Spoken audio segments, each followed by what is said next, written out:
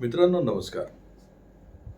आज दोन घटना तुमच्या समोर मांडून वेगवेगळ्या काळातल्या आहेत, पण ऑफकोर्स या थोडासा रिलिव्हंट आहेत म्हणूनच मी तुमच्यासमोर मांडणार आहे.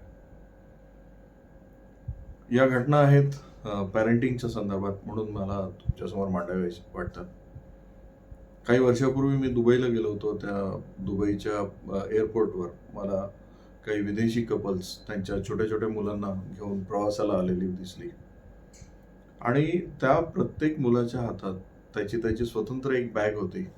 ती बॅग स्वतः ते ओढत ओढत घेऊन जात होते.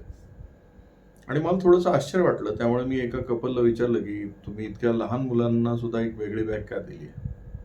तर त्यांनी जे उत्तर दिलं ते फार इंटरेस्टिंग होतं. त्यांनी जे उत्तर दिलं ते असं होतं की त्यांना त्यांची रिस्पॉन्सिबिलिटी कळते, बॅग कशी भरायची ते कळते, स्वतःचा प्रवास आणि त्याचा ताळमेळ त्यांना लावता येतो.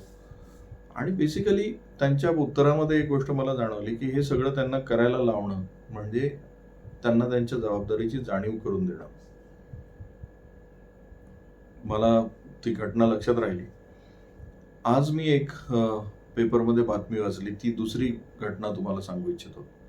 दुसरी घटना अशी आहे की एका सुशिक्षित घरामध्ये, ज्याच्या घरामध्ये वडील शिक्षक आहेत, आई एक चांगली गृहिणी आहे, दोन बहिणी आहेत, एक MBBS, दुसरी उच्च शिक्षित.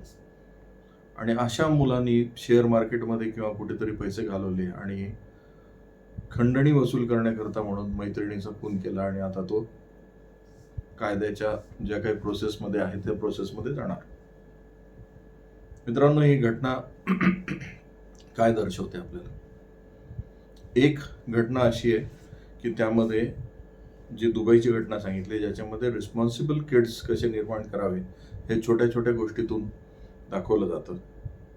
आणि दुसरीकडे आपल्याकडे एक अशी घटना घडते की ज्याच्यामध्ये एक सुशिक्षित तरुण शेअर मार्केट वगैरे अशा कुठल्या तरी गोष्टीमध्ये झटपट श्रीमंतीच्या मागे लागून, पैशाच्या मागे लागून वैफल्यग्रस्त होतो आणि स्वतःच्याच मैत्रिणीचा खून करण्या एवढ्या किंवा खंडणीसाठी तिला पळवून नेऊन नंतर मग तिचा खून करण्याच्या लेवलपर्यंत जातो. आज मला असं वाटतं की भारतामध्ये किंवा आपल्या पर्टिक्युलरली आपल्या आजूबाजूला जर तुम्ही पाहाल तर पॅरेंटिंगकडे आपण थोडंसं सजगपणे बघण्याची वेळ आली असं मला वाटतं.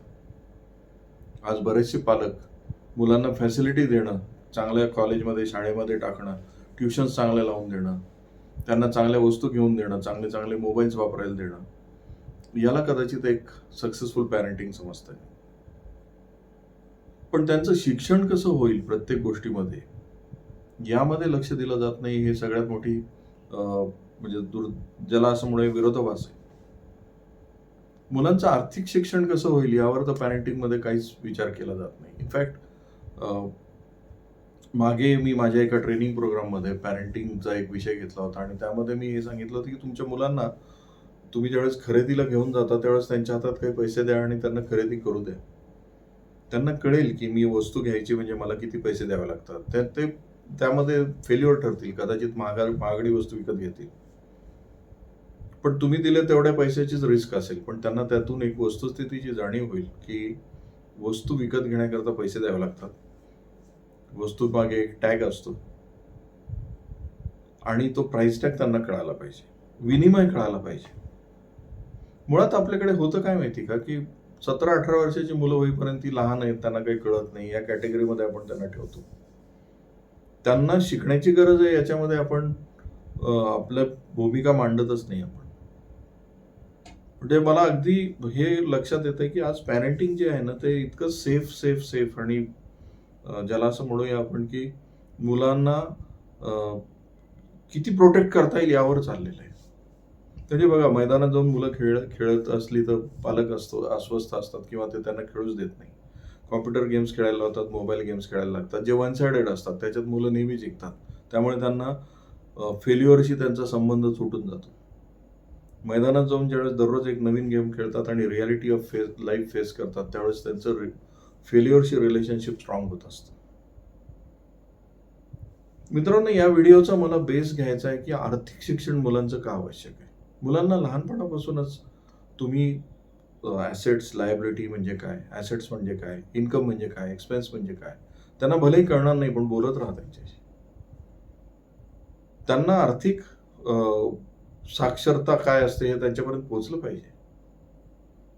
अन्यथा मुलांना मोठेपणी त्यांच्या आर्थिक फेल्युअर्समधून शिक्षण मिळेल, विच इज मोर डेंजरस. ते अतिशय डेंजरस आहे. त्यांना पैसा कसा वापरावा हेच कळणार नाही. पैशाचा उपयोग त्यांना फक्त कळतो. पैसा हा उपयोग आणि विनियोग या 2 माध्यमातून वापरायचा असतो. उपयोग म्हणजे यूज करून कमी करणे, विनियोग म्हणजे मल्टिप्लाय करणे. हे आपण शिकवतच नाही. आणि ही खूप मोठी चिंता आहे मित्रांनो. म्हणजे अशा या घटना होत राहणार. मुलं झटपट श्रीमंतीच्या मागे लागणार. त्यांना असं वाटणार की हे अवेलेबल आहे. आज तुम्ही विचार करा, आज आपल्यावर बॉम्बार्डमेंट कुठे-कुठे होते. मोबाईलवर तुमच्या सतत काहीतरी चालू असतं. स्कीम्स येत असतात. टीव्हीवर काहीतरी माहिती होत असतं. आज किती ठिकाणी आपल्या मुलांवर मारा होतोय की श्रीमंती काय असते, खोटी श्रीमंती म्हणजे काय, ब्रँड्स म्हणजे काय, ब्रँडिंग म्हणजे काय. त्यामुळे त्यांना जर पैशाच्या मागे लागावं वाटलं आणि झटपट श्रीमंत व्हावं वाटलं आर्थिक साक्षरतेशिवाय, तर त्यांचा दोष नाही येतो. त्यामुळे मला असं वाटतं की प्रत्येक पालकांनी ही जबाबदारी घेतली पाहिजे की माझी मुलं आर्थिकदृष्ट्या साक्षर होत आहेत की नाही होत आहेत. त्यांना अर्थशास्त्र समजून सांगितलं पाहिजे. तुम्ही त्यांच्याशी घरामध्ये ते बोललं पाहिजे. मुलांना काय करायचंय, ते अजून लहान आहेत, त्यांना इतक्या लवकर काय कळणार आहे? तर हा तुमचा गैरसमज आहे. माणसाचं एकच ज्ञानेंद्रिय कधीच बंद होत नाही आणि ते सगळ्यात अगोदर डेव्हलप झालेलं असतं ते म्हणजे कान. कान आपल्याला बंद करता येत नाही. इन्कमिंग आपलं सतत चालू असतं. मेंदू हा सतत रेकॉर्ड करत असतो. त्यामुळे तुम्ही जे बोलाल ना, ते त्यांच्या कानापर्यंत पोहोचणार आहे. त्यांना नंतर डिकोड होईल, पण त्यांच्या मनावर ते कोरलं जात राहणार आहे. त्यामुळे अर्थशास्त्राविषयी बोला, आर्थिक गोष्टीविषयी बोला. त्यांना थोडीशी रिस्क घेऊ द्या. पण ह्या गोष्टी सतत जर करत राहाल, तर मुलं पुढे फेल्युअर होण्याचं प्रमाण कमी होईल. त्यांना आर्थिक फेल्युअर येण्याची घटना कमी होतील. मग अशा सगळ्या झटपट श्रीमंतीतून होणाऱ्या या सगळ्या गोष्टी होणार नाही. आणि आज पॅरेंटिंग हे फक्त फॅसिलिटीज अवेलेबल करून देणं यासाठी नाहीये, तर त्यांच्याशी चांगलं मित्र होऊन, मैत्रीण होऊन या सगळ्या गोष्टीकडे लक्ष द्यावं लागेल. मित्रांनो, याविषयी पण मी तुमच्याशी काही व्हिडिओद्वारे संवाद साधणार आहे, कारण पॅरेंटिंग हा माझा आवडता विषय आहे. मी अजून काही व्हिडिओज रेकॉर्ड करेल, त्यावर पण लक्ष द्या.